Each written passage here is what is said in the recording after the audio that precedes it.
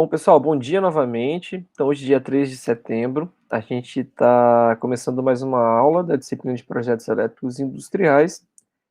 E hoje a gente vai estudar a unidade 5 do nosso curso, que trata sobre o cálculo da corrente de curto-circuito presumida.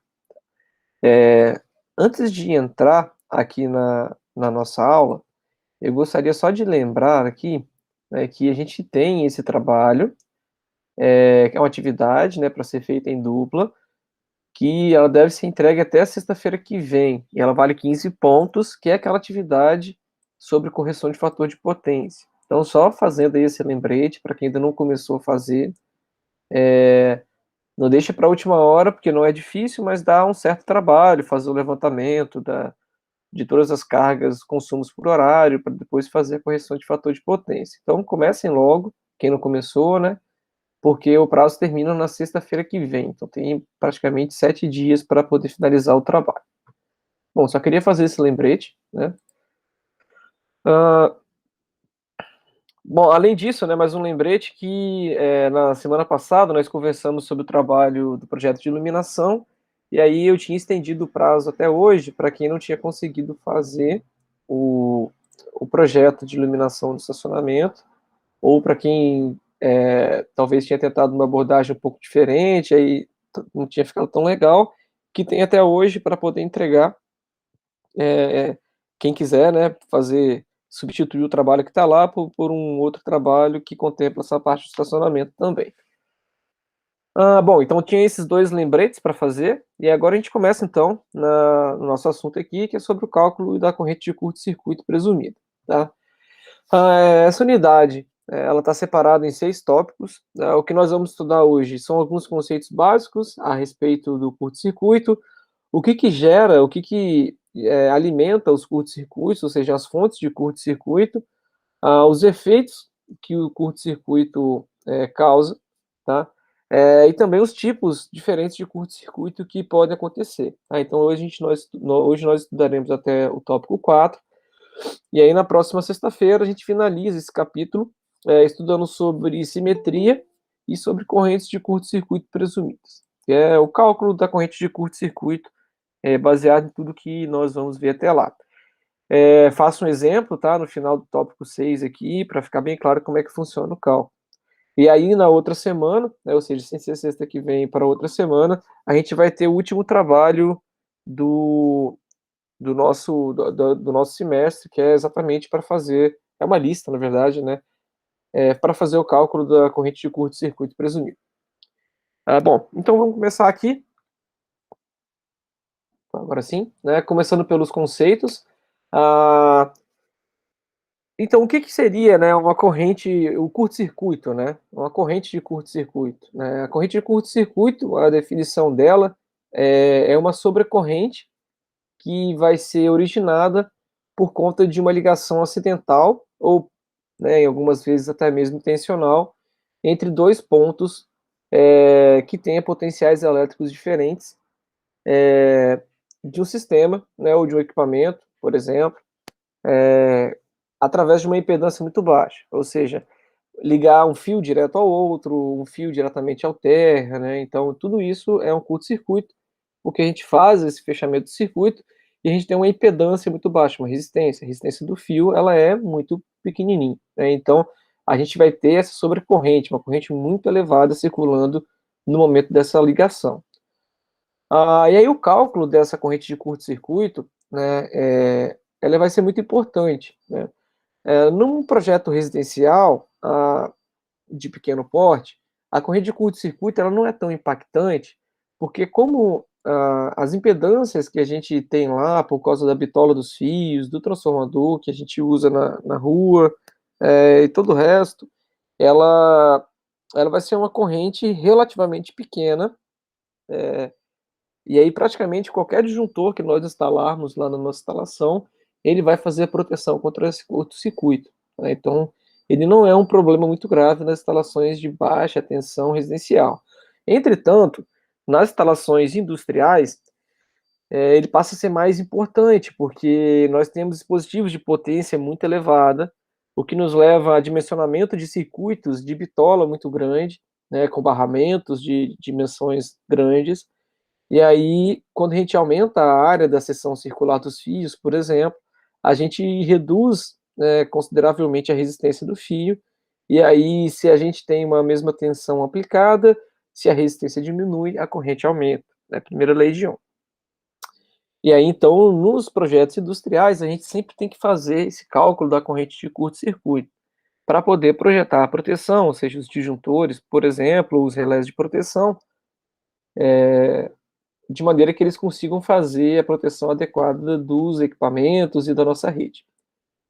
Ah, bom, normalmente a origem, então, ela vem da ligação indevida entre dois pontos, que pode ser propositalmente, ela pode acontecer de uma maneira inadvertida, por alguém estar manuseando um condutor, por exemplo, encostar, né, numa superfície aterrada, por exemplo, ou ela pode ser também proveniente de uma falha na isolação. Às vezes um projeto antigo, onde o isolante do condutor já ressecou, e aí quando alguém vai fazer, ah, mexe naqueles condutores, por exemplo, essas trincas, né, elas podem abrir e aí ocasionar o contato entre dois condutores, por exemplo, entre o condutor e alguma carcaça de equipamento, por exemplo, ou a própria terra, e aí então gera um curto-circuito, né, e muitos dos curtos-circuitos, né, tem também a questão do arco elétrico, né,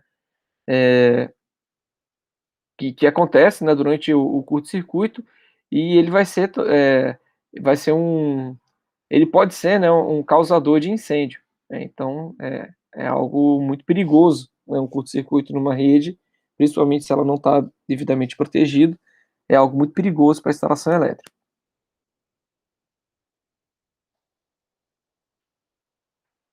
Aí, quando há falta, ou seja, quando o curto-circuito, né, ele ocorre longe do gerador que está alimentando aquela instalação elétrica, que é o mais comum, né, porque a gente tem as usinas geradoras ligadas ao sistema, e a gente tem uma pequena indústria, né, longe desse gerador, que está utilizando a energia transmitida pelas linhas de transmissão, por exemplo, todo o sistema de distribuição.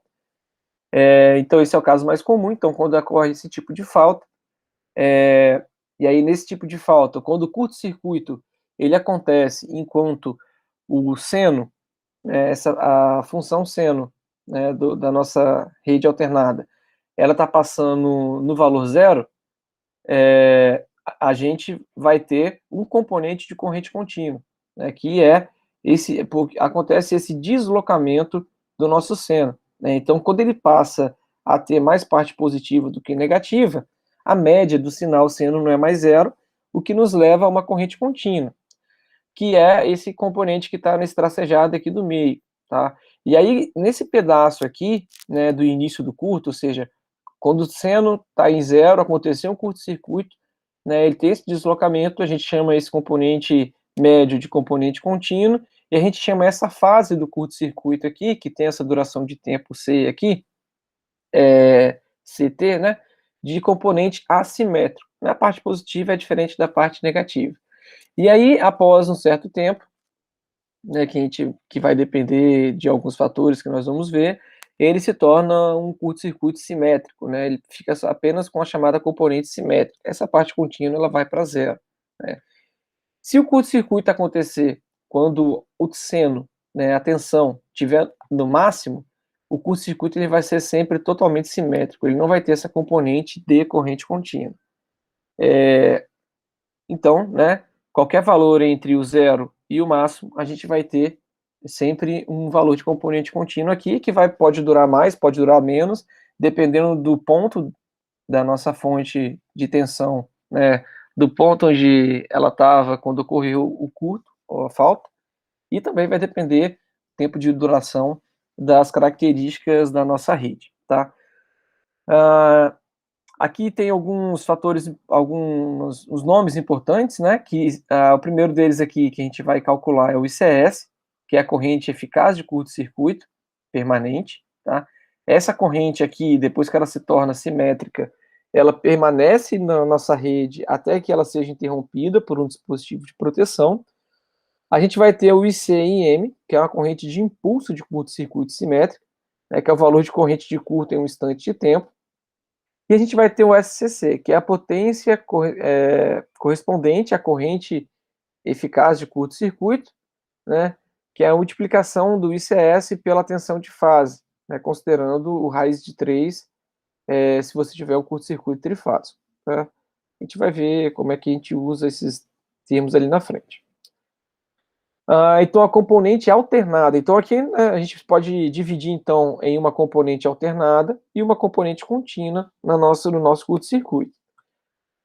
Perdão, gente. A componente alternada, ela pode ser calculada como a corrente máxima, né, do seno, que a gente tinha, né, antes do curto-circuito, vezes o seno de ômega-t mais alfa, sendo que esse alfa aqui é o defasamento, então, entre o ponto de início do curto-circuito e a tensão zero.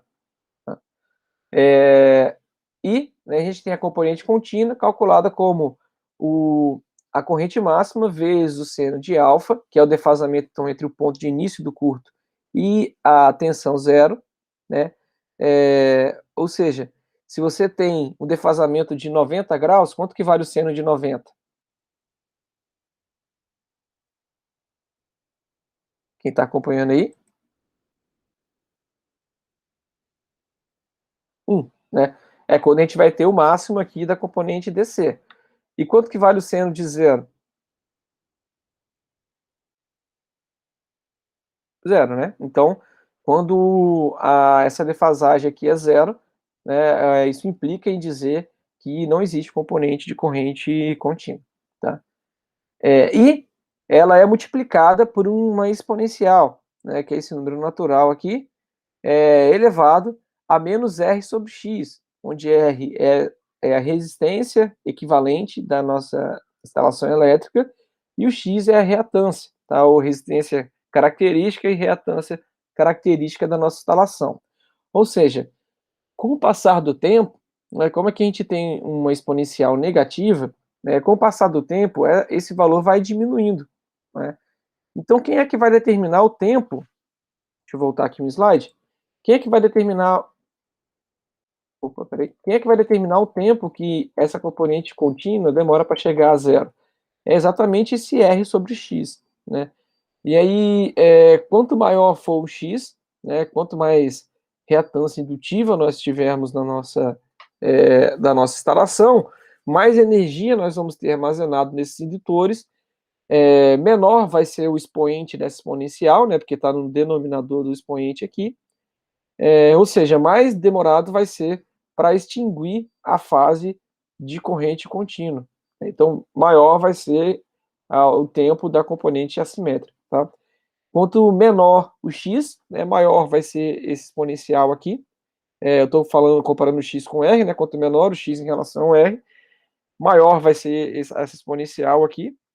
Mais rápido esse valor vai chegar a zero, né? Ou seja, vai se extinguir o curto-circuito, a componente contínua do curto-circuito. Posso seguir, pessoal? Obrigado. Bom, e aí a gente tem algumas fontes diferentes de curto-circuito numa instalação elétrica. Tá? A fonte aqui, né, na realidade, eu estou mais. Não necessariamente é o que gera o curto-circuito, tá? A fonte que vai alimentar o curto-circuito, né? Normalmente, a principal fonte que alimenta o curto-circuito é a própria concessionária de energia, tá? Existem instalações onde você tem uma geração de energia interna muito grande, principalmente grandes indústrias que tem esse potencial de geração de energia, né, e aí lá talvez a gente não tenha uma dependência muito grande da concessionária, mas a realidade da maior parte das indústrias, pelo menos das indústrias menores, de nós temos uma alimentação, majoritariamente falando, né, proveniente da concessionária de energia. Né? E aí então ela vai ser a principal fonte, e aí ela vai fornecer energia para o seu curto-circuito por quanto tempo? Depende da proteção, né? Então ela vai ficar fornecendo energia para o seu curto-circuito enquanto durar, enquanto demorar a sua proteção para poder extinguir esse curto-circuito, ou seja, interromper o circuito, né? Entendam que quando a gente tem um curto-circuito, a gente vai estar fornecendo energia, que vai estar gerando aquecimento, né, sobre a temperatura, vai estar botando fogo em algum componente. Então, quanto maior o tempo, né, demora desse curto-circuito, né, maior a chance de a gente provocar um incêndio na nossa instalação. E o valor, né, que ela consegue fornecer, digamos assim, de energia, ou seja, que vai influenciar no cálculo da corrente máxima que nós podemos ter de curto-circuito, ele depende da potência de curto-circuito que a concessionária nos fornece no ponto de entrega. O ponto de entrega é aquele ponto da instalação aonde nós recebemos a alimentação da concessionária. Ou seja, a concessionária já tem calculado, tá, qual que é digamos assim, a impedância, apesar dela fornecer para a gente em potência, desde lá dos geradores até o ponto de entrada na nossa instalação, né. E aí esse ponto a gente vai ver lá na frente quando a gente estiver calculando, que ele vai ser muito importante para nos auxiliar a fazer o cálculo então, da corrente de curto-circuito da nossa instalação. Porque é com essa corrente que a gente vai projetar então a proteção, né, para garantir que, caso ocorra um curto-circuito, a duração desse curto-circuito ela seja num tempo adequado para não causar grandes transtornos nos nossos equipamentos. E também nos usuários, né, que estão fazendo uso daquela rede elétrica. Uma outra fonte que a gente tem também, né, para o curto-circuito são os geradores. Aí, claro, a gente tem geradores lá na concessionária, mas aqui eu estou falando dos geradores que a gente instala na própria indústria. Ou no comércio de grande porte, ou em hospitais, por exemplo, que é muito comum nós termos geradores, tá?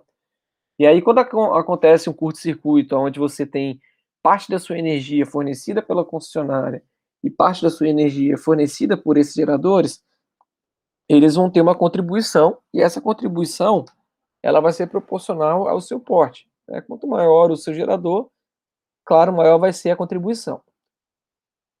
E a sua contribuição ela vai variar pouco ao longo do tempo, tá? Ele não vai contribuir mais ou menos com o passar do tempo, né?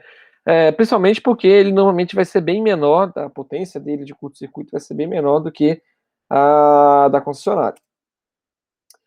Uma outra fonte de contribuição são os motores síncronos, tá? Assim como os assíncronos também, né? Os motores síncronos, eles também vão ter a contribuição proporcional ao seu porte, assim como o assíncrono e como os geradores, tá? Em relação aos motores síncronos, a durabilidade da sua contribuição vai ser apenas o tempo em que a inércia mantém girando e funcionando o motor como gerador, né? Porque, claro, né, o normal do motor funcionando é a gente alimentar lá, criar um campo girante, por exemplo, e esse campo girante vai girar o eixo do motor. Uma vez que teve um curto-circuito, não tem mais fonte de tensão ligada no seu estator, por exemplo, aí esse motor ele vai passar a atuar como gerador, porque vou ter uma carga no eixo dele, que vai fazer ele continuar girando por um tempo, né, e nesse tempo, claro, ele vai estar então gerando energia no mesmo ponto aonde nós o alimentávamos antes, tá? Aí tudo vai depender do tamanho, claro, né, desse motor síncrono, e também vai depender da inércia do eixo do motor, né, qual é a força que ele estava girando, porque a gente sabe, né, vocês estudaram lá no gerador, né, ele vai, quando você começa a alimentar uma carga, né, por um gerador, essa carga gera uma força contra-eletromotriz lá no eixo do motor, e aí que vai fazer o motor frear, né? Então, como a gente vai ter apenas a inércia, esse motor ele vai frear com o tempo, né? Se a inércia é muito grande, vai demorar mais para frear para aquela força. Se a inércia for pequena, para a mesma força, ele vai frear muito mais rapidamente. E nos motores assíncronos, a gente tem normalmente uma rápida diminuição dessa corrente da sua fonte, né, para o curto-circuito, porque essas máquinas, normalmente, elas são de pequeno porte, né, são de porte menor, são menorzinhas, né, o que representa, normalmente, uma inércia bem menor no seu eixo, nos seus eixos, e aí, ou seja, né, rapidamente aquela energia armazenada e também a que ela pode gerar vai ser dissipada no curto-circuito. E além disso tudo, a gente pode considerar como uma fonte também a energia que está acumulada no próprio sistema, né? Como por exemplo, tudo que tem campo magnético armazena energia. Reator de lâmpada, transformadores em geral, né, o transformador da própria instalação. E também a gente tem capacitores, né? No caso de empresas que têm bancos de capacitores, por exemplo, para fazer correção de fator de potência, nós também teremos energia armazenada nesses capacitores. Então, tudo isso, né, toda essa energia armazenada, também pode ser considerada na hora do curto-circuito, né, porque ela vai ser consumida pelo curto-circuito. Né. É claro que de tudo isso que nós falamos, né, o mais importante sempre vai ser o da concessionária, né, e aí cada um desses elementos vai ter também a sua contribuição, mas normalmente em números muito mais discretos do que o que vem da concessionária. Bom, então a respeito dos efeitos do curto-circuito, nós podemos destacar um efeito mecânico, né, que ele é verificado nos primeiros ciclos do curto-circuito, porque, igual aquele gráfico que nós vimos lá no começo, né, nessa parte inicial, nessa fase assimétrica do curto-circuito, é quando a gente tem, perdão, gente, é quando a gente tem os maiores valores de corrente, né? E aí é quando, por exemplo, né, com uma componente contínua muito alta, né, lá no começo, esse condutor ele pode funcionar como um ímã, e aí pode causar lá um barramento, pode torcer um barramento, por exemplo, no painel, pode desprender esse barramento da sua fixação, enfim. Né? Então, esses são os efeitos mecânicos que a gente verifica. Né? E nós temos o efeito, desculpa, o efeito térmico, tá? Que torna-se perceptível na fase simétrica. Né? Por quê? Porque a fase simétrica é o tempo após aquela extinção, né, em alguns ciclos, né, iniciais lá da componente de corrente contínua, quando sobra só a fase simétrica, a gente vai ficar com ela até a proteção atuar. Né? Então ali é a fase térmica, porque ela vai ficar esquentando aquela sobrecorrente, vai ficar esquentando os condutores, os barramentos do nosso circuito, até a nossa proteção agir. Né? E aí, se isso demorar muito tempo, né, é ela que vai normalmente ocasionar incêndio e explosões. Bom, aí nós temos então aqui falando dos efeitos, né, a solicitação mecânica, né, que ela vai ocorrer então quando dois condutores são percorridos por uma corrente elétrica e surge entre eles uma força de atração e repulsa de origem eletromagnética, tá? Em um curto-circuito, essa força ela pode ser significativa, né? Num circuito funcionando com tensões normais, a gente não observa um condutor atraindo o outro, né? Nem sendo atraído por algum campo magnético. Entretanto, no curto-circuito, essa corrente é muito mais alta. Quando eu falo muito mais alta, é assim, um circuito de 200 amperes pode ter um pico de corrente de 4.000, 5.000, dependendo da instalação, né? E aí a gente tem um aumento de 20, 30, 40 vezes a corrente estava passando ali antes, tá? E aí ela pode acontecer, então, entre os condutores, né, isoladores ou internamente aos equipamentos, pode acontecer essa força de atração, né, para deslocar o condutor ou o local onde ele está fixado, tá? E aí o pico, claro, ele vai ocorrer no primeiro ciclo do curto, né? O ciclo vai ocorrer no primeiro ciclo do curto, perdão, que é quando a gente tem lá a corrente máxima do curto-circuito, né? E a partir daquele momento a gente vai ter aquela componente DC ou CC reduzindo, né? Então, o primeiro ciclo é o mais importante para a gente considerar essa solicitação mecânica, tá? Aí a gente pode calcular a força dela, então, né, com K, uma constante, vezes a corrente, o curto-circuito ao quadrado, dividido pela distância entre os condutores.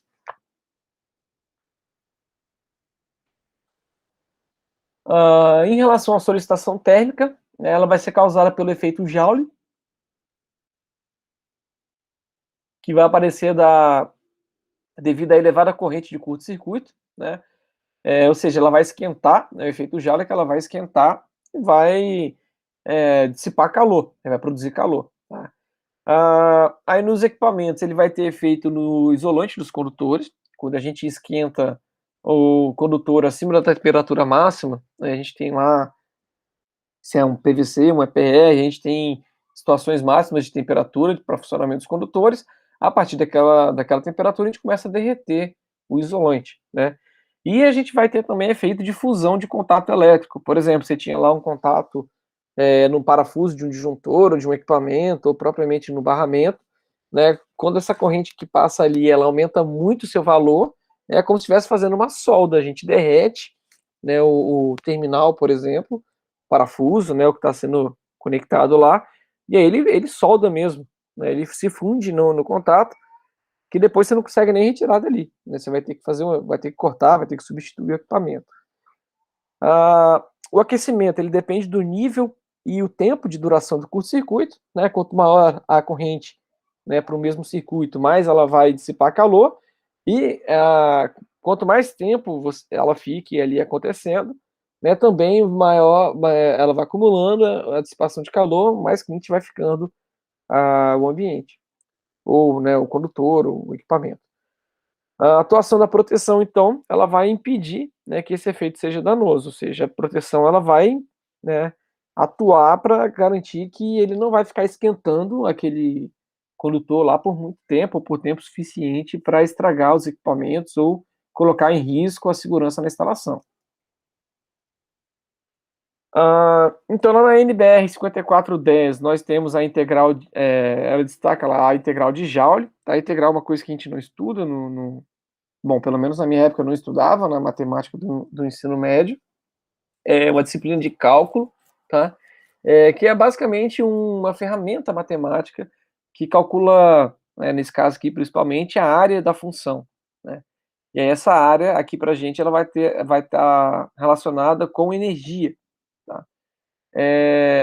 Então ela diz que a NBR 5410, que a integral de Joule que o dispositivo de proteção contra curto-circuito deixa passar, ou seja, a quantidade de energia que ele deixa passar, deve ser inferior ou no máximo igual à integral de Joule necessária para que o condutor se aqueça desde a temperatura mínima até a temperatura máxima, ou até a sua temperatura limite de funcionamento, né? Que para um condutor é calculado, essa integral está como resultado K ao quadrado, S ao quadrado, né? Que é então essa energia capaz de elevar a temperatura do condutor desde a temperatura de serviço contínuo até a máxima de curto-circuito, supondo o sistema adiabático. Esse K aqui vem de uma tabela, né? E aí o S ele é a bitola do condutor, tá? Então, quando a gente calcula isso daqui, a gente tem que garantir que o tempo, esse tzinho que aparece aqui, ele tem que ser um valor tal que, quando a gente calcular essa integral, ela sempre dê um valor menor, no máximo igual a esse cálculo aqui.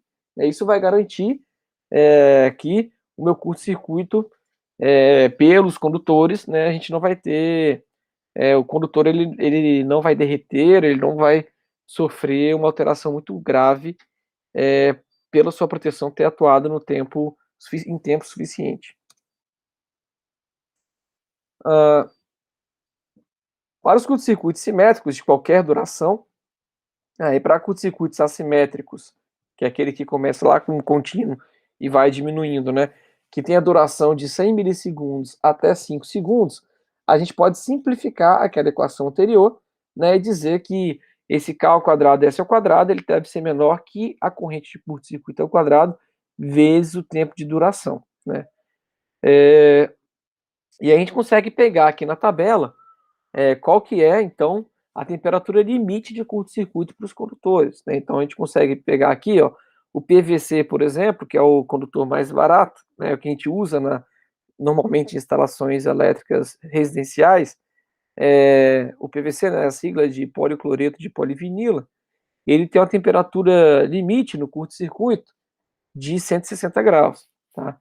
E o valor de K, para nós fazermos essa conta aqui, se você estiver utilizando o condutor de cobre, que é o mais comum, né? O condutor de alumínio normalmente é utilizado só em redes aéreas, né? Igual sistema de distribuição, a gente tem lá o K valendo 115. Tá? Então, aí a gente consegue determinar, então, baseado na área do condutor e na corrente de curto-circuito do nosso circuito, quanto que tem que ser, é uma inequação, né? Joga todo mundo para lá, isola o T aqui, a gente vai descobrir aqui quanto que tem que ser o T para garantir a proteção térmica, né, do curto-circuito para aquela nossa instalação. Bom, então vamos ver agora, né, sobre os tipos de curto-circuito, né? Então a gente tem algumas formas de classificar os curto-circuitos, tá? A gente pode classificar ele em relação à duração, né? Ele pode ser um chamado curto-circuito autoextinguível, ele pode ser transitório ou ele pode ser permanente, né? E em relação à sua origem, também nós podemos classificá-los, né? Porque ela vai indicar o fato gerador do rompimento da isolação e o que gerou o curto-circuito, tá? Então, em relação à origem, pode ser, por exemplo, uma origem de danos mecânicos, que pode ter sido causado por esforços mecânicos, que levaram a danos na instalação do condutor, né? Ou por contato acidental de partes energizadas, e nós podemos considerar também como origem sobretensões, né? Causadas, por exemplo, por efeitos de manobra, ou manobra é quando a gente liga e desliga uma chave seccionadora, por exemplo, ou por descargas atmosféricas, que nós temos níveis altíssimos de tensão, né, que geram o arco elétrico, né, entre partes energizadas, ou entre as partes e as carcaças, né, então essa sobretensão a gente pode também ocasionar, pode ser a origem de um curto-circuito. Podemos ter também, opa, sim, podemos ter também como origem o rompimento da isolação devido a descargas parciais, né, que é a ação do campo elétrico sobre vazios no interior da isolação, pode causar sua perfuração, né, então isso aqui tem a ver com, às vezes, emendas mal feitas ou condutores na produção, tá? Nós temos danos à isolação originados por calor, umidade ou por ambiente corrosivo, né? Então, dependendo de onde você passa aquele seu condutor, né, o ambiente onde ele está inserido pode ocasionar um curto-circuito com o passar do tempo. E o uso recorrente de sobrecarga, né? Ou seja, um condutor que foi feito para circular 100 amperes e, eventualmente, né, uma vez por dia, ele fica trabalhando lá 20, 30 minutos com 110, né? Depois, no outro dia, a mesma coisa, outro dia, a mesma coisa. Ou seja, esse condutor, todo dia, ele é elevado a uma temperatura maior do que aquela que ele foi feito para serviço contínuo. É por isso que a gente faz o projeto, né? Para garantir que a corrente nunca vai ultrapassar o limite de corrente a qual foi produzido aquele condutor. Isso vai ocorrendo várias vezes, né? Esse aquecimento e o posterior resfriamento dele vai causando uma deterioração na isolação, né? E aí, claro, né? Se começa a aparecer trinca, começa a dar rachadura, aí a gente vai ter uma chance de ter um curto-circuito originado por conta dessa deficiência. Bom, o curto ele pode acontecer dentro ou fora de máquina ou de painel, né? Então, e não tem como a gente saber, né, assim, onde ele vai acontecer, né? Ele pode acontecer no local que é um ambiente completamente controlado, dentro de um painel, por exemplo, ou ele pode se dar lá na carcaça do motor, no ponto de ligação do motor, ou quando você encosta algum metal numa linha aérea de alimentação, por exemplo. E a gente pode classificá-lo. Então, uma classificação também é a localização, e a gente também tem a classificação em relação ao número de fases envolvidas, tá? Então, a gente tem aqui na esquerda, a primeira figurinha, está representando um curto-circuito trifásico, que é quando nós ligamos as 3 fases simultaneamente, ou seja, com uma barra, por exemplo, um vergalhão que você colocou numa... Pelo amor de Deus, eu falo que você colocou, mas ninguém, né? Nunca façam isso, né, pessoal? Mas às vezes caiu um vergalhão numa rede elétrica aérea, por exemplo, acontece de fechar um curto-circuito trifásico, né? Ou ele pode ser um curto-circuito bifásico, quando a gente encosta apenas 2 das 3 fases, tá? E aí, quando ele é só entre as duas fases, a gente chama de curto-circuito bifásico. Quando a gente tem a ligação das duas fases e ainda a ligação dessas fases com o terra, a gente fala que é um curto-circuito bifásico com terra. A gente pode ter um curto-circuito fase-terra, né, uma única fase com a terra, e a gente pode ter o curto-circuito fase-terra também, mas com contato simultâneo, né? Então você bota lá uma fase para o terra e o terra em contato com outra fase. Basicamente são os tipos de curto-circuito que nós podemos ter.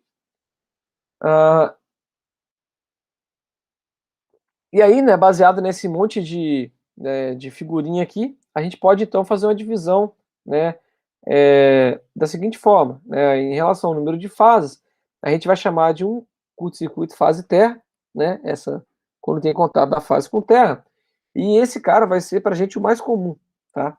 É o que mais acontece nas instalações. É mais fácil a gente ter o contato de uma fase da instalação com terra do que, por exemplo, entre duas ou três fases. E esse cálculo vai ser também muito útil para a gente dimensionar a malha de terra e para a gente verificar, fazer a verificação posterior da chamada tensão de passo ou tensão de toque. Né? O que é a tensão de passo? Quando a gente tem um aterramento, né, um condutor, né, seja de um SPDA, né, de um sistema de proteção contra descargas atmosféricas, ou seja ele de um curto mesmo, né, de um condutor que está no chão, nós vamos ter então a drenagem da corrente passando pelo solo, né? E aí, pessoal, quando essa corrente se dissipa no solo, o solo ele tem resistência elétrica, então, quando a corrente passa pelo solo, vai ter uma DDP, né, entre dois pontos que você está analisando do solo, tá? E aí, o que é a tensão de passo, né? Se essa corrente que passa pelo solo, ela é uma corrente muito grande, né, para um mesmo valor de resistência de solo, a gente vai ter uma tensão muito grande entre dois pontos, que poderiam ser, por exemplo, a distância entre duas pernas de uma pessoa que está passando por ali. Né? Então, se essa DDP de um raio, isso aqui vai ser mais importante com um raio, né? Mas se tiver uma corrente muito grande de um raio circulando ali, de 10 mil amperes, por exemplo, quando a gente calcular lá se a resistência do solo é de 10 ohm, vou pegar um valor menor, né?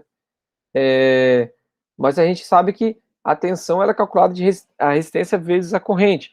Então, se você tem uma resistência no solo de 10 ohm, por exemplo, com uma corrente de 1000 amperes passando ali, entre dois pontos, né, sei lá, de 50 centímetros, por exemplo, a gente vai ter uma DDP de 10 vezes 1000, que dá 10.000 volts. Então, provavelmente, qualquer pessoa que esteja ali em cima vai tomar um choque, vai ser eletrocutado. E os nossos solados normalmente não isolam até esse nível de tensão, né? Então essa é a tensão de passo, né? Então a gente vai utilizar, né, esse valor, né, para poder fazer, para garantir que a gente tenha uma segurança ali, ou seja, quando tiver uma pessoa circulando ali, que não tenha, por exemplo, 10 ohm de resistência, né? Ou seja, se for um caso, quer dizer que de ter 10 ohm de resistência de aterramento, provavelmente nós vamos ter nesse caso, um sistema de aterramento mal feito, tá? Uh,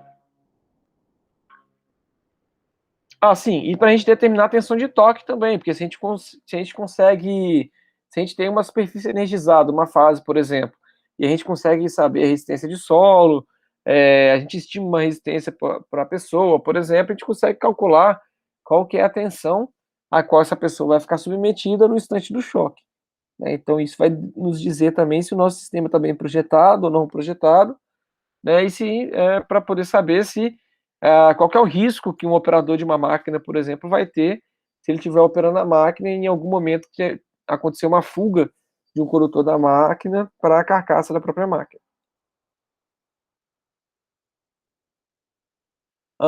E nós podemos ter também, né, um outro que é muito comum, né, menos comum do que o fase terra, é o trifásico, tá?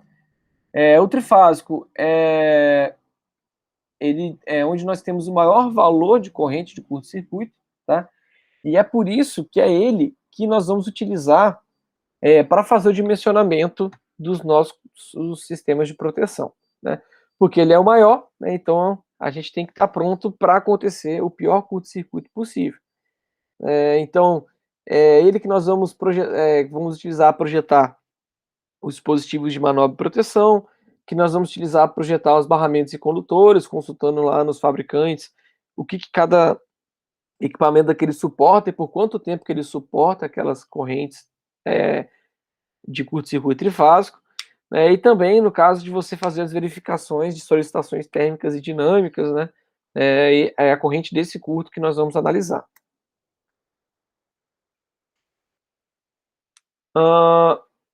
Então, existem algumas maneiras de nós diminuirmos o valor da corrente de curto-circuito, né? Ou seja, se nós colocássemos só condutores de resistência muito baixa, uma impedância muito baixa, nós teríamos um valor muito elevado, né? E aí vão ter algumas técnicas que a gente pode utilizá-las para poder reduzir esse valor de curto-circuito, tá? A primeira delas é quando a gente for especificar o transformador para nossa instalação, a gente tem que tentar, né, utilizar transformadores que têm uma impedância elevada. Como ele vai estar entrando em série com a concessionária, quanto maior a impedância percentual do nosso transformador, menor vai ser a corrente de curto-circuito que vai passar ali, né? Entretanto, isso é uma faca de dois gumes, como o pessoal fala, né? Se a gente coloca um transformador de impedância muito alto também, isso representa que é um transformador que tem mais perdas, né? E aí a gente tem que encontrar, então, um valor que atenda bem esses dois critérios de projetos, né? Que é a perda, um deles, né? E o outro, que é ajudar aí na corrente de curto-circuito. Um outro critério também que pode ser considerado é da gente fazer a divisão da carga da instalação em circuitos parciais, tá? Ou seja, cargas, por exemplo, alimentadas em transformadores independentes, tá? E aí, quando a gente tem essa metodologia, a gente tem que tomar alguns cuidados, tá? Um deles é que, porque quando a gente faz ligação paralela, né, de vários transformadores em paralelo, por exemplo, a gente tem uma associação de impedância em paralelo, que vocês estudaram lá, né? Se for reativo indutível, né? Junto com uma resistência elétrica, a gente vai ter sempre um valor da nossa associação em paralelo, a gente vai ter sempre um valor menor do que a menor das resistências que estão ali. Então, a gente pode acabar diminuindo o valor da impedância.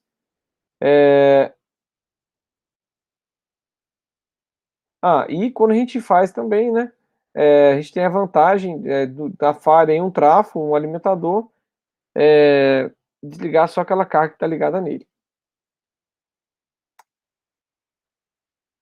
Uma outra técnica é fazer uma inserção de resistência série junto ao transformador, né, uma resistência grande, né, porque ela tem que suportar a potência de todo o circuito, né, ou seja, a corrente elevada passando por ela. Ela vai ser então um reator, e ela vai ser calculada de forma que torne viável técnica e economicamente utilização de proteção com uma resistência desprezível para minimizar as perdas de energia, né? Então, é um reator que a gente vai colocar uma resistência baixa nele, porque eu não quero ficar gastando energia para esquentar reator, certo? Também temos a instalação de fusíveis limitadores de corrente, que a gente pode colocar em série com o disjuntor. E aí esse fusível, né, a gente calcula ele, né, para que ele possa interromper a corrente de curto-circuito em um valor adequado para a capacidade dos condutores, protegendo-os, né? E ambos os dispositivos eles vão atuar, né? Ou seja, se coloca um fusível em série com um disjuntor, todos eles provavelmente deveriam pelo menos desligar no curto-circuito. Só que o fusível ele é mais rápido do que o disjuntor, né? Então, quando você coloca em série, quando acontece um curto-circuito, normalmente o fusível queima muito mais rápido, mesmo o disjuntor desligando depois. O fusível garantiu que aquele tempo lá para aquela integral de Joule foi muito pequeno. Ah. E nós temos os disjuntores limitadores de corrente, tá? Que é o disjuntor geral, ele deve ser do tipo limitador, com a curva de atuação ultra rápida para o dispositivo instantâneo. Ele permite o uso de disjuntores de menor corrente a jusante, né? E a atuação desse disjuntor desliga toda a instalação elétrica, isso é uma desvantagem, né? Então, colocar um disjuntor desse como disjuntor geral, se você tiver um curto-circuito em algum ponto da sua instalação, pode ser que você desligue toda a sua instalação e não apenas aquele circuito onde você verificou o curto-circuito.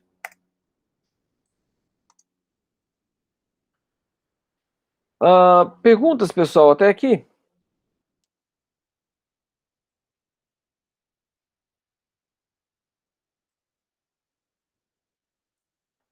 Bom, então esse tópico aqui eu vou deixar ele para a semana que vem, né? Infelizmente hoje a gente teve uma participação bem pequenininha da turma, né? Agradeço aí ao Blendo, João Pedro e a Bia por ter comparecido, tá? E aí na sexta-feira que vem a gente, lembrando mais uma vez, vou receber o trabalho de vocês e aí a gente passa aqui a partir desse tópico, simetria, e faz um cálculo da corrente presumida de uma instalação industrial. Beleza, pessoal? Muito obrigado, então, de novo aí pela participação de vocês. Tenham um bom final de semana e até sexta-feira que vem. Um abraço para vocês. Tchau, tchau.